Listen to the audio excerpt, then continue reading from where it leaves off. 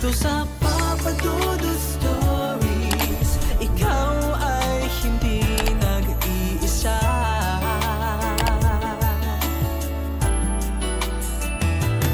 Dito sa Papa Dudut Stories, may nagmamahal sa'yo. Papa Dudut Stories, Papa Dudut Stories. Dear Papa Dudut, sa lahat po ng mga nakatutok ngayon, huwag pong kalimutan mag-like, mag-share at mag-subscribe. Maraming salamat po sa inyong lahat.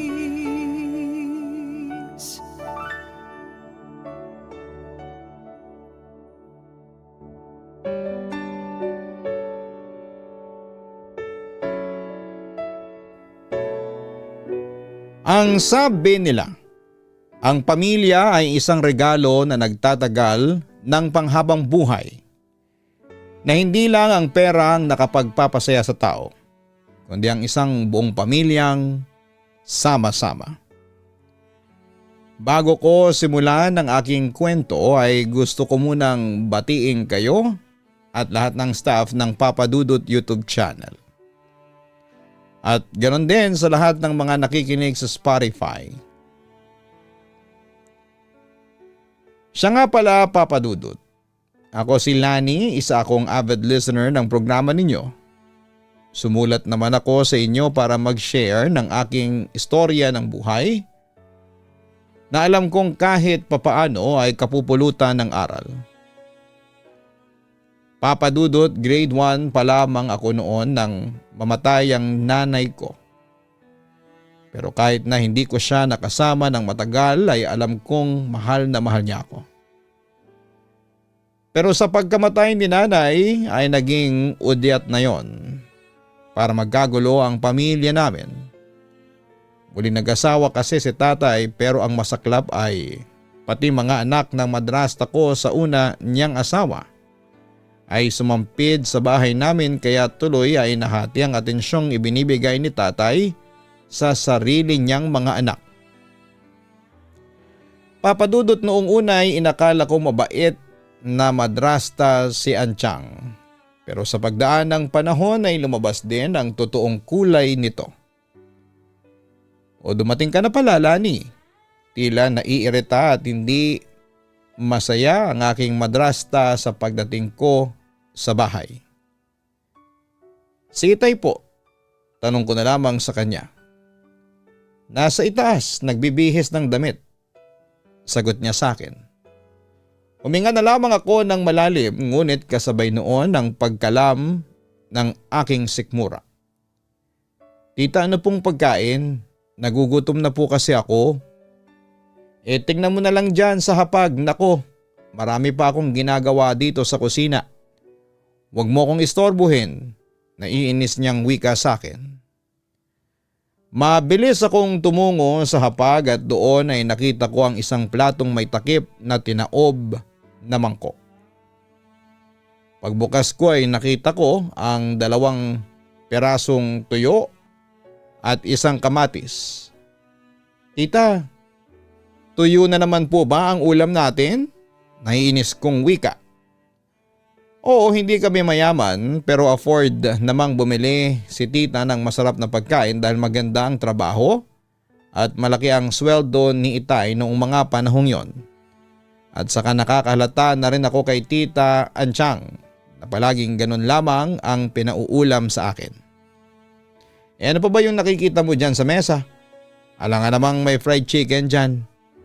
Ay nako, huwag ka nang mapili sa pagkain. Kainin mo na lang kung ano yung nakahain dyan. Naiinis niyang wika sa akin.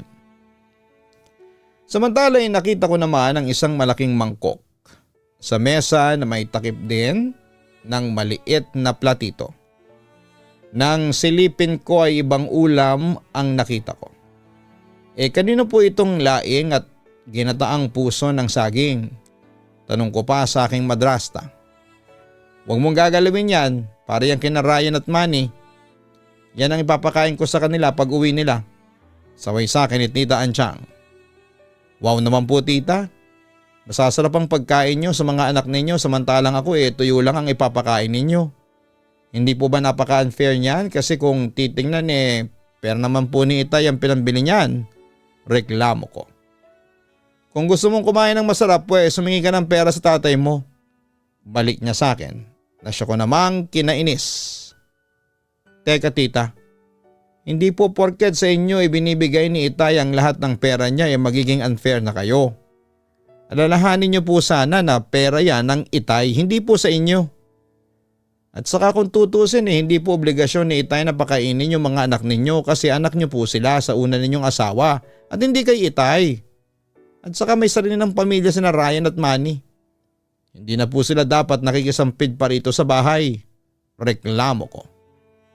Tuluyan namang nagalit sa akin ang aking madrasta at kinompronta niya ako. Teka, ako ang asawa ng tatay mo. Kaya karapatan ko kung ano ang gagawin ko sa perang binigay niya sa akin. At saka sino ka ba para magsalita sa akin ng ganyan? Anak ka lang ni Crisanto. Yun nga po tita, anak po ako ng asawa ninyo kaya may karapatan din po ako sa pera ni Itay kaya wag niyo pong dupangin yung pera. Balik na sabi ko sa kanya. Aba sumusobra ka na ha? Hindi ko gusto yung pananalita mo sa akin. Hoy Lani, gumalang ka naman sa akin. Demand niya sa akin. Samantala'y napansin kong lumapit na sa amin si Itay. Siguro'y dahil narinig niya ang usapan namin ng asawa niya. Ansyang Lani, nag-aaway na naman ba kayo? Ano ba yan? Araw-araw na lang na ginawa ng Diyos nagtatalo kayong dalawa. Saway niya sa amin ni Tita Ansyang. Crisanto, pwede ba? Pagsabihan mo nga yung maldita mong anak. Palasagot sa akin. Hindi ko gusto ang tabas ng dila niyan. Ngayon kung hindi mo yan pagsasabihan ay sasaktan ko na yan. Banta ni Tita Ansyang. Nagpanting naman ang aking tenga sa sinabi ng madrasta ko. Subukan mong saktan ako Tita Ansyang at magkakamatayan tayong dalawa. Sigaw ko pa sa kanya. Lani, ano bang problema mo at panay ang pagsagot mo sa Tita Ansyang mo? Sa puntong yon ay si Itay na ang nagalit at nagtaas ng boses sa akin. Kasi naman po Itay, hindi po sa namimili ako ng pagkain pero tuyo na naman po ang ipapakain niya sa akin. Samantalang yung mga anak po niya na hindi niyo naman kadugo masasarap po ang pinapakain niya. Reklamo ko sa aking ama.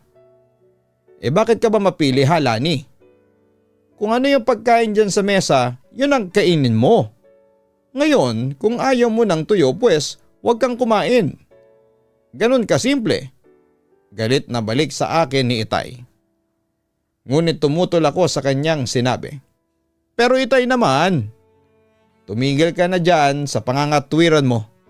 Eto Lani, binabalaan kita. Igalang mo ang Tita Ansyang mo kasi kung may makakarating pa sa akin na sinasagot mo siya, makikita mo ang galit ko. Nagkakaintindihan ba tayo? Yun ang babala sa akin ni Itay. Itay naman, bakit naman po kayo ganyan sa akin? Mas kinakampihan niyo pa ang asawa ninyo kesa sa sarili ninyong anak. Sabi ko sa kanya. That time ay malapit nang sumabog ang emosyon ko. Lani, tanggalin mo na sa isipan mong kinakampihan ko ang tita mo. Alam ko kung ano ang tama at mali. At sa lagay nyo, wala akong nakikitang mali sa ginagawa ng Tita Ansyang mo. Git pa ng aking ama. Pero Itay, napaka-unfair po niya. Hirit ko. Ngunit nagbingi-bingihan lamang ang aking ama. Patas ang Tita Ansyang mo. Yung tungkol naman sa pagkain na kahain dyan, ako ang nagpabili ng laing at ginataang puso ng saging sa tita mo. Ako rin ang nagpaluto ng tuyo. Ibig sabihin niyo po ba? Kayo rin po ang nag-utos na tuyo lang ang ipapakain niyo sa akin? Tanong ko sa kanya. Bakit? Ano bang masama sa tuyo? Ilang piraso yan? Dalawang piraso. Tapos may isang pirasong kamatis ka pa. Masama pa ba yan? Sarkastikong wika sa akin ni Itay. Dahil na rin siguro sa pagod ay nagpasya na lamang akong magpasensya at magparaya na lang. Sige po Itay, kakainin ko na po itong tuyo, wika ko. Pero habang kinakain ko yon ay hindi ko talaga maiwasang magtanim ng galit. Papa Dudut, masama talaga ang loob ko sa tatay ko dahil sa pagtrato niya sa akin. Pakiramdam ko tuloy, ako pa ang sampid sa bahay namin. Pakiramdam ko, ako pa ang hindi niya anak. Hindi ko rin mapigilan ang sarili ko na maiyak dahil nararamdaman ko na hindi ako mahal ng tatay ko. Pero tiniis ko ang lahat ng yon, Papa Dudut. Mahal ko pa rin kasi ang sarili kong ama at pilit na inuunawa na lamang ang sitwasyon ko. Samantala isang gabi ay masayang masaya akong umuwi dahil qualified ako sa scholarship. At kinakailangan lang ni Itay na pumunta sa eskwelahan noon para tuluyan na akong maaprobahan. Pero naputo lang saya ko nang maabutan ko ang away sa loob ng aming bahay. Ikaw Denver, huwag kang palasagod sa akin. Hindi porket malaki ka na, lalapastanganin mo na ako. Anong klase kang anak ha? Masyado kang swail. Narinig kong sigaw ni Itay sa aking nakatatandang kapatid.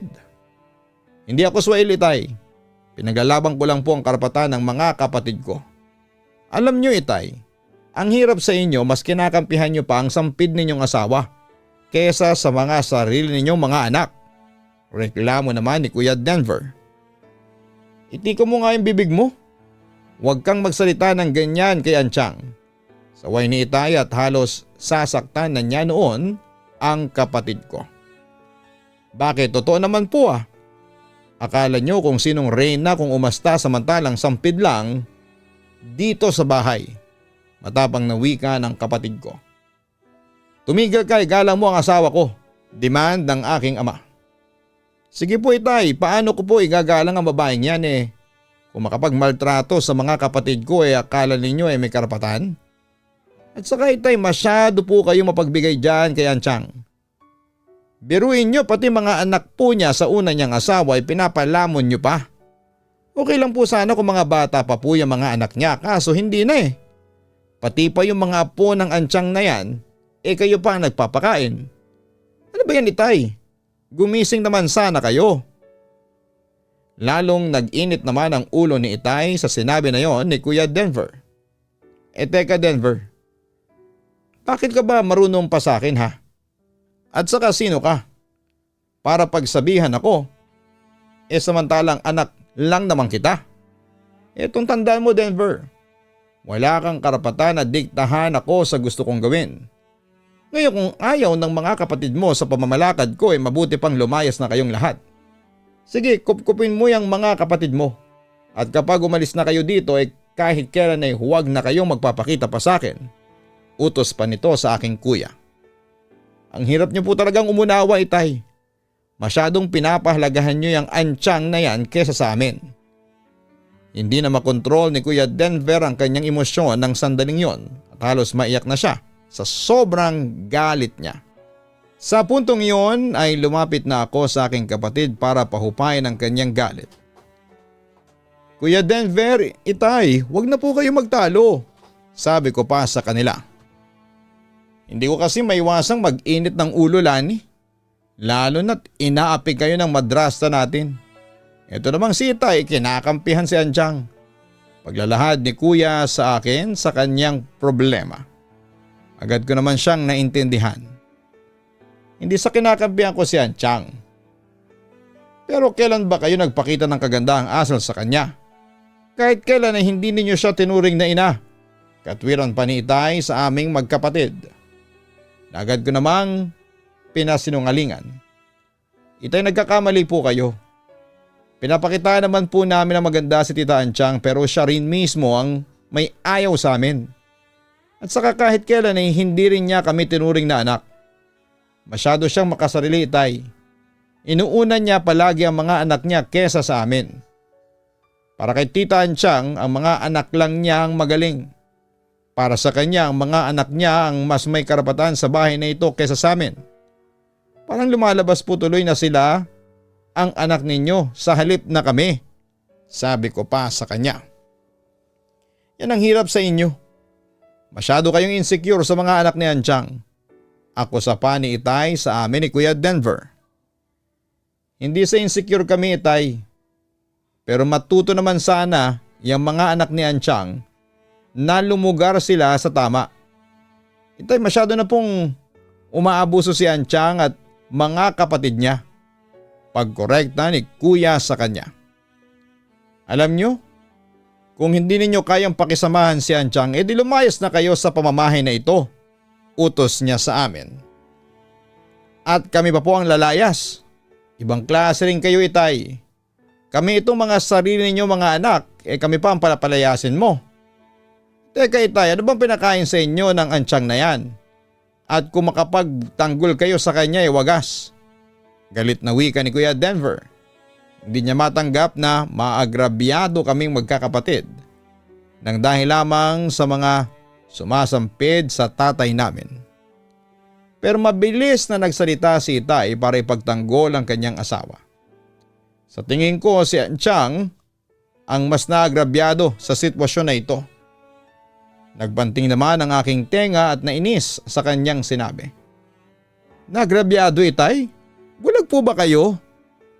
Kung ayaw nyo kay Anchang, pues ayaw ko rin sa inyo. Hindi ko kayo kailangan.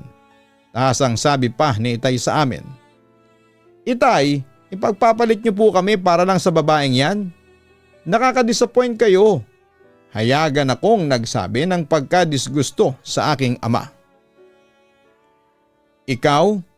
Lani, alam ko. Ikaw ang nanunusol kay Denver na magalit kay Anchang. Kung ano-ano siguro yung mga sinasabi mo kaya pinag-iinit mo palagi ang ulo ng lalaking ito. Ako sa pa ni Itay sa akin. Itay, totoo naman po yung mga sinasabi ko kay Kuya. Totoo naman pong napakasama ng ugali ng asawa ninyo. Pagtatanggol ko naman sa aking sarili. Ikaw ang nagpapaaway dito eh. Salot ka sa bahay na ito. Naibulalas ni Itay sa akin. Hindi ko naman matanggap ang sinabi sa akin ng aking ama kaya nagpahayag na ako ng aking saloobin sa kanya. Ako po salot? Grabe naman po kayong magsalita. Kung makasabi po kayo sa akin, parang hindi nyo ako anak. Itay, kahit kailan. Hindi kayo nakarinig sa akin ng masasakit na salita. Kahit kailan ay hindi ko po kayo minura, nilait o sinumbatan kahit kailan hindi kayo naging ama sa akin. Nagtiis po ako, Itay, kahit na hindi nyo ako trinato bilang anak. Puro na lang po sama ng loob ang ibinigay ninyo sa akin. Kung tutusin po talaga, Itay, dapat ay magalit na ako sa iyo kaso nirespeto ko pa rin kayo. At saka ako, salot po sa bahay na ito. Kung salot po pala ako sana'y nagbigay po ako ng sakit ng ulo sa inyo. Kaso hindi naman po, hindi ba? Alam niyo po, Itay, marami na po akong sama ng loob sa inyo. Kasi palagi niyo po akong binabaliwala. Palagi niyo pong pinapakita sa akin na wala akong halaga sa inyo. Ang sakit po ng ginagawa ninyo sa akin, Itay. Yun ang sinabi ko sa aking magaling na ama. Samantala inalo naman ako ng aking kuya habang naiiyak na ako ng sandaling yon. Nagpatuloy naman ako sa pagbuhos ng aking sama ng loob. Alam niyo po ba, Itay? Nakapasa po ako sa scholarship kaso alam ko po na hindi naman kayo magiging masaya para sa akin. Hindi ko na rin po sinasabi sa inyo yung mga nakakamit kong karangalan sa eskwelahan. Kasi wala naman kayong panahon sa akin. Sa totoo lang po talaga, Itay. Minsan napapaisip po ako kung anak niyo pa ba talaga ako o hindi. Pero imbes na makonsensya ay binaliwala lang ni Itay ang mga sinabi ko. Tigilan niyo na ako sa mga kadramahan ninyong yan.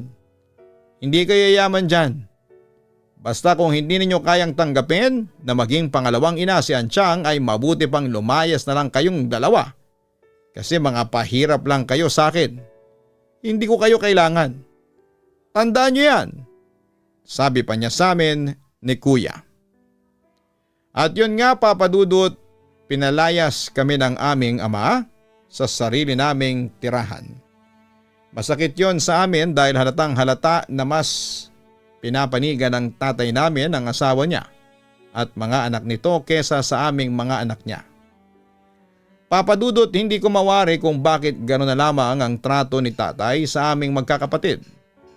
Lalo na sa akin, kaya tuloy hindi ko maiwasang mag-isip na baka nga ampun lang ako o di kaya ay iba ang tunay kong ama.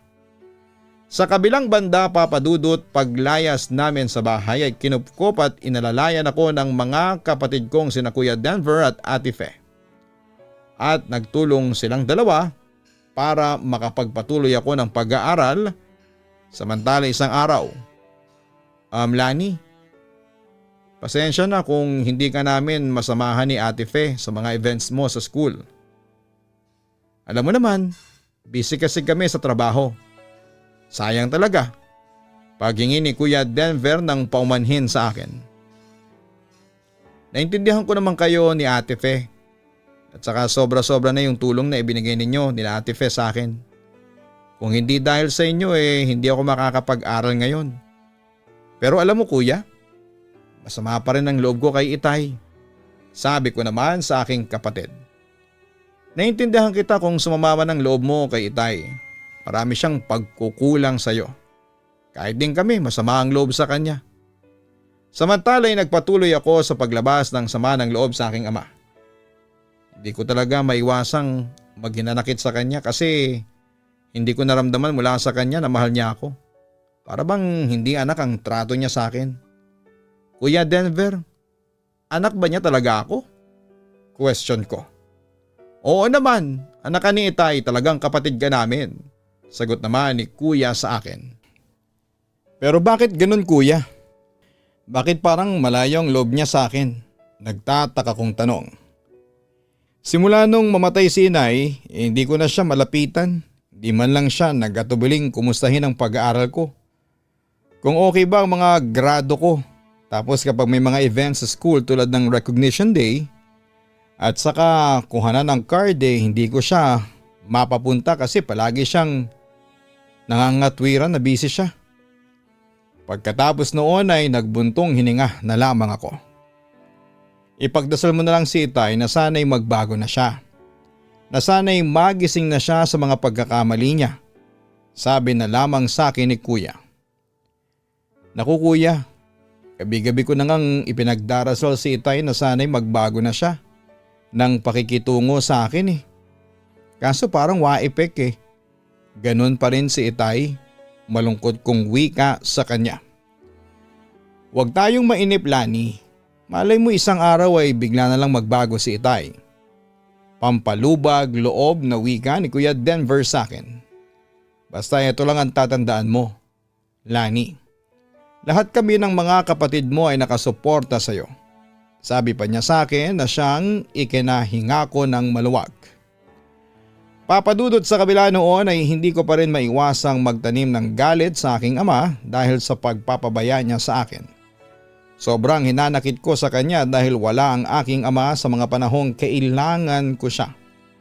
Kaya dumating ako sa puntong sinisisi ko ang Diyos dahil binigay niya sa akin ang isang napakawalang kwentang ama.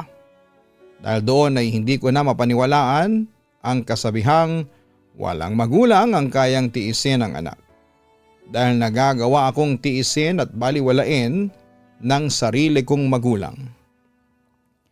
Papadudot, namuhay akong mag-isa ng walang tulong na nagmumula sa aking ama. Hindi ako lumapit sa kanya at sa halip ay kumilos ako at nagtrabaho para may ipanggastos ako sa aking mga pang-araw-araw na pangangailangan. Sinumpa ko talaga sa sarili ko na kahit kailan ay hindi na ako lalapit at hihingi pa ng tulong sa ama ko. Pero Papadudot, hindi ko akalain na darating din pala ang panahon na kakailanganin ko rin ng tulong ng aking magulang. Sa ayaw ko man o sa gusto. Titaan siyang si Itay po. Tanong ko sa aking madrasta nang dumating ako noon sa bahay. Bakit, anong kailangan mo sa kanya? Tila naaasar niyang sabi sa akin. Kakausapin ko lang po si Itay. Nasaan na po ba siya? Tanong ko ulit sa kanya. Ay nako, wala rito ang tatay mo. Bumalik ka na lang ulit. Naiirita niyang sabi sa akin. Sigurado po ba kayo? Nagalinlangan kong tanong sa kanya. Bakit mukha ba ako nagsisinungaling? Balik niya sa akin. Saan po ba pumunta si Itay? O sisa ko na lamang? Aba malay ko. Ay nako, bumalik ka na lang bukas o sa makalawa. Iniistorbo mo ako eh. Wika sa akin ng aking madrasta. Aalis na sana ako kasi bigla kong narinig noon ang boses ni Itay. Kaya dali-dali akong bumalik at hinarap ko si Tita Anchang. Akala ko ba wala si Itay ha? Sinungaling kayo? Teka, bakit ba ayaw niyong ipakausap sa akin ng Itay ha? Bakit ba palagi niyong hinaharang si Itay? Tita Anchang, baka nakakalimutan ninyo, anak niya ako. At may karapatan akong kausapin siya. Giit ko sa kanya. Di kausapin mo, nakakaistorbo ka kasi. Wika niya sa akin. Ako po istorbo? Tita Anchang, wala akong pakialam kung naiistorbo ka kasi una sa lahat hindi naman ikaw ang pinunta ko rito kundi ang tatay ko. At saka kahit na tatay ko pa siya may karapatan ako mang-istorbo kasi anak niya ako, gets niyo ba? Sarkastikong wika ko sa kanya. Alam mo Lani, namumuro ka na talaga sa akin. Hindi ko gusto yung pananalita mo, wika ni Tita Anchang sa akin. At sino ka naman para magsabi sa akin ng ganyan samantalang madrasta lang naman kita? Ano? Total naman pamamahay ko rin ito. Papasok na ako sa loob. Sa ayaw mo o sa gusto. Makikiraan nga po, sabay pasok ko sa bahay. Crisanto, yung bruha mong anak narito. Narinig kong tawag ni Tita Anchang sa aking ama. Mabilis namang pumunta si Itay sa sala kung saan agad niya akong tinanong. Anong kailangan mo? Magalang naman akong sumagot sa aking ama. Itay, exam ko na po kasi next week. Hihingi po sana ako ng tulong sa inyo. Hihiram po sana ako ng pera sa inyo para makapag-take po ng exam. May patago kang pera sa akin? Sarkastikong balik niya sa akin. Itay, nakikiusap na po ako sa inyo. Kailangan ko lang po talaga ng pera. Pagmamakaawa ko noon sa aking ama. Bakit hindi ka humiram ng pera sa mga kapatid mo? Bakit hihingi ka pa sa tatay mo? Sabat naman ang aking madrasta. Pero hindi ko na yon pinansin. Wala akong pera. Wala akong maibibigay sa iyo. Tila nagmamadali o ayaw akong kausapin noon ang aking ama. Narinig mo yun ha, Lani? Walang pera ang tatay mo. Kaya pwede ba umalis ka na? Utos pa sa akin ng aking madrasta. Pero nagpatuloy pa rin akong makiusap sa aking ama. Itay, kailangan ko lang po talaga ng pera. Wala na po akong ibang malapitan at saka ngayon lang naman po ako hihiram sa inyo. Kaso ano nga ang gagawin ko, wala talaga akong pera. Giit sa akin ng aking ama. Pero hindi ako naniniwala sa sinasabi niya dahil araw yon ang sweldo. At alam kong ibinigay lang niya yung pera sa kanyang asawa. Bakit naman po ganon, Itay? Kapag akong humihingi sa inyo ng tulong pahirapan samantalang kapag sina Tita Anchang at mga anak niya ang humihingi sa iyo, binibigyan niyo kaagad. Bakit po kayo ganyan, Itay? Sarili niyo pong anak ay kinakawawa ninyo samantalang yung mga hindi ninyo anak, yun pang binibigyan ninyo ng pabor. Alam mo Lani, ikaw lang ang nag-iisip ng ganyan. Sabi sa akin ng aking ama. Hindi ba totoo naman po? Mas mahalaga pa sa inyo ang mga anak ng asawa ninyo kaysa sa akin. Bakit? Ano po bang meron sa kanila na wala sa sarili ninyong anak? Ano po Itay? Nagtaas naman ang boses ang aking ama dahil sa sinabi ko sa kanya. Tumigil ka na Lani. Wala akong maibibigay na pera sa iyo. Umalis ka na bago pa mag-init ang ulo ko sa iyo. Sabi pa niya sa akin habang pinagtatabuyan ako palabas. Itay, ngayon ko lang po na-realize na napakawalang kwenta ninyong ama. Sa puntong yun ay sumabog na ako. Walang yakang babae ka? Kaya wala akong kaamor-amor sa iyo kasi lapastangan ka sa magulang mo. Galit na katwiran niya sa akin. Totoo naman po Itay. Napakawalang kwenta ninyong ama. Kahit kailan hindi kayo naging ama sa akin at sa mga kapatid ko. Nagsisisi kami at kayo ang naging ama namin. Sabi ko sa kanya bago ko umalis noon ng bahay nila. Papa Dudut, simula noon ay hindi na ako humingi pa ng tulong sa aking ama. Masyado kasi akong nasaktan sa ginawa niya bukod sa napatunayan ko sa sarili ko na hindi niya ako mahal bilang anak niya. Pero kahit na ganon ang sinapit ko sa kamay ng magulang ko, ay nagpatuloy pa rin ako sa aking pakikibaka sa buhay. Kahit gaano pa kahirap ang pinagdaraanan ko, ay sinikap kong ilagpasan ang mga yon. Ginawa ko yung motivation para magpursige pa ako lalo at magsikap. Gusto kong ipakita sa ama ko na hindi ako isang walang silbi. Samantala sa tulong ng Diyos ay nagampanan kong mabuti ang aking pag-aaral at trabaho at sunod-sunod na ang tagumpay na nakamit ko. Pero Papa Dudut, sa kabila noon ay hindi pa rin ako masaya dahil alam kong may kulang pa sa buhay ko. Nasa na ba ang mga magulang mo? Malapit nang magsimula ang graduation ceremony. Inform sa akin ng aking guro. Hindi po darating si Itay. Pupunta naman daw po ang mga kapatid ko kasi baka malilate po sila. Malungkot na wika ako sa kanya. Alam naman siguro ng tatay mo na graduation mo ngayon. Bakit hindi siya pupunta? Minsan lang naman mangyari ang graduation. Malungkot at tila nakikisimpatyang sabi sa akin ng aking guro. Ma'am, wala pong panahon sa akin si Itay.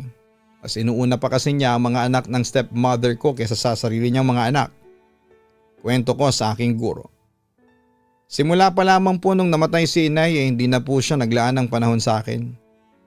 Kahit minsan ay hindi po siya sumama sa mga school events at kahit na sabihing tumanggap pa ako ng award baliwala lang po yun sa kanya. Inalo naman ako ng aking guro. Nalulungkot naman ako sa mga sinabi mo, Lani. Pero kung ako sa'yo, dapat kausapin mo ang ama mo nang sa ganun ay malaman niyang nasasaktan ka sa mga ginagawa niya. Kaya siguro patuloy sa pambabaliwala sa iyo ang tatay mo baka hindi mo sinasabi sa kanya yung totoo mong nararamdaman. Naku ma'am, ilang beses ko na pong sinabi kay Itay yung tungkol dyan kaso wala lang po sa kanya. Patuloy pa rin po siya sa ginagawa niya. Pagpapatuloy ko. Ma'am, pasensya na po kayo kung kinuwento ko nga po sa inyo yung personal kong buhay. Wala na po kasi akong ibang mapagsabihan. Ayos lang sa akin yun, Lani. Siya nga pala, palagi naman akong nakahandang makinig at tumulong sa mga estudyante. Handa akong tumulong sa iyo. Alam mo, Lani, dapat ay pinagmamalaki ka ng mga magulang mo kasi bukod sa mabait ka na ay matalino ka pa. At saka ngayon pa lang ay pinagmamalaki na kita, Lani. Paano pa kung naging anak kita? Siguro ako na ang pinakamaswerteng nanay sa mundo. Sabi naman sa akin ng guro ko na siyang nagpataba sa aking puso. Ma'am, salamat po sa pagtitiwalang ibinigay ninyo sa akin. Malaki po ang utang na loob ko sa inyo.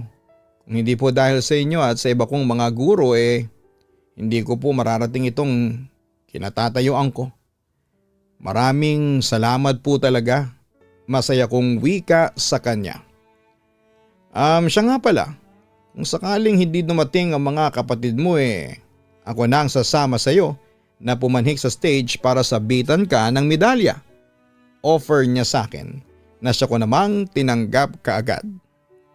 Sige po ma'am, kinakarangal ko po yun. Maraming salamat po. Yun pa ang sinabi ko sa kanya bago magsimula ang graduation ceremony. Papa Dudut, hindi ko makakalimutan ang pangyayaring yon. Habang sinasabitan ako ng medalya ay hindi ko maiwasang umiyak. Nagahalo kasi ang emosyon ko noon. Masaya ako kasi muli akong nagtagumpay sa pag-aaral ko. Nagbunga ang araw-araw kong pagsusunog ng kilay. Pero Papa Dudut, malungkot din ako kasi wala akong mapagbahagian ng tagumpay ko.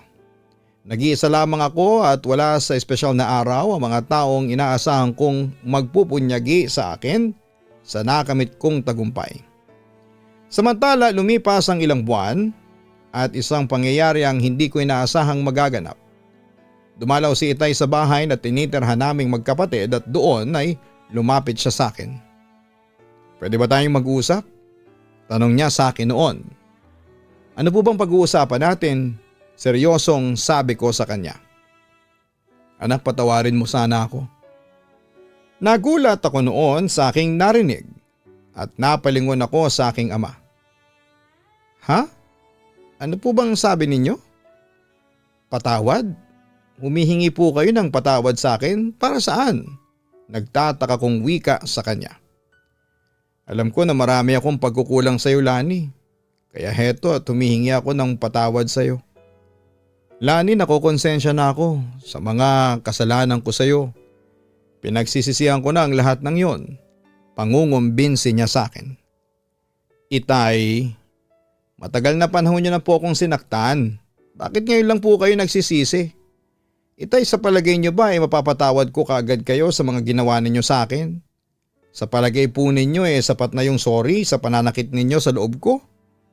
Sa puntong yon ay umiyak na si Itay sa harapan ko. Lani, alam kong matagal ang aabutin bago mo ako tuluyang mapatawad. Opo, Itay, matagal po talaga ang aabutin bago ko kayo mapatawad. Naibulalas ko sa kanya. Pagkatapos noon ay hindi ko na rin napigilang umiyak. Itay, hindi mabilang ang sama ng loob ko na ibinigay ninyo sa akin simula nung mamatay si inay. Hindi ko masikmura ang pagtrato ninyo sa akin. Parang hindi niyo ako anak. Masamang masama ang loob ko sa inyo kasi nagawa ninyo akong baliwalain. Tapos walang kaabog-abog na pinalayas niyo ako sa sarili nating pamamahay dahil mas pinanigan ninyo ang magaling ninyong asawa. Tapos nung mga panahong kailangan ko kayo, anong ginawa ninyo? Pinagtabuyan niyo lang ako. Hindi ko man lang kayo malapitan at humingi ng kaunting atensyon kasi may pinapahalagahan kayo at mas mahal niyo ang pamilya ng asawa ninyo.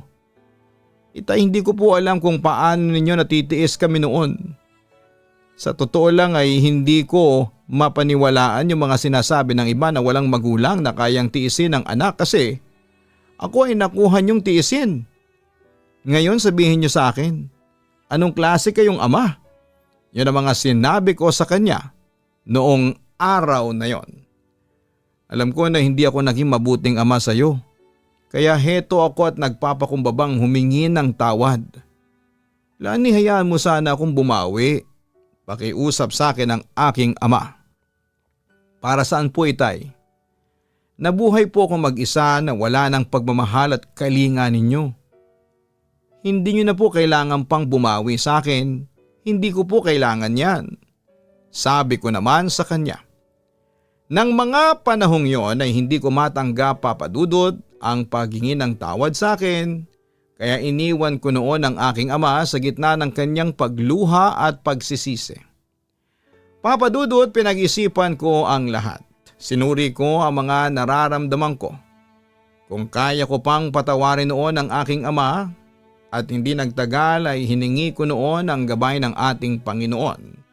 At hindi nagtagal isang realization ang pumasok sa aking isipan. Papa Dudut, pinatawad ko rin ang aking ama dahil nanaig rin ang aking pagmamahal sa kanya. Kahit pagbali-balik na rin kasi ang mundo ay siya pa rin ang ama ko. Kaya hindi ko rin makuhang magalit sa kanya ng matagal.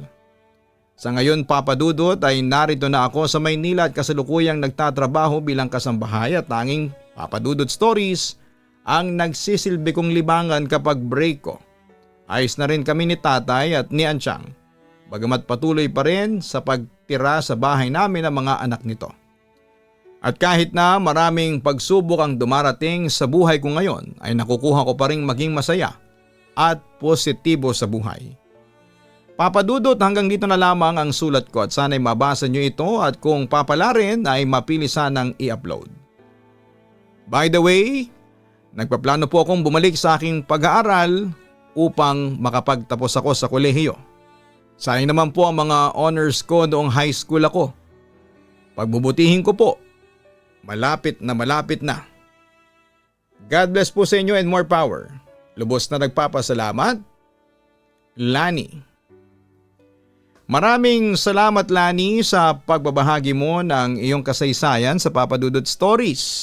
Nakita namin kung paano ka sinubok ng tadhana at kung paano ka tinulungan ng Diyos na gawin ang tama. At yon ay ang pagpapatawad mo sa iyong ama. Bagamat malaki ang naging pagkukulang niya sa iyo, mabuti na rin na patawarin mo siya. Hindi lang dahil sa magulang mo pa rin siya kundi dahil sa mas masaya pa rin ang walang anumang galit o hinanakit sa iyong dibdib. At alam nating lahat na yon ang gusto ng Diyos na gawin natin sa ating mga sarili. Muli para sa iyo Lani, masaya kaming malaman na naabot mo na ang kasiyahang inaasam mo at tuluyan mo nang pinatawad ang iyong ama at madrasta. Hanapin ang Kaistorya YouTube channel para sa horror stories. Manood din ang Papa Dudut Family YouTube channel. Ang link po ng mga channels na yan ay makikita sa homepage ng channel na ito. Maraming salamat po.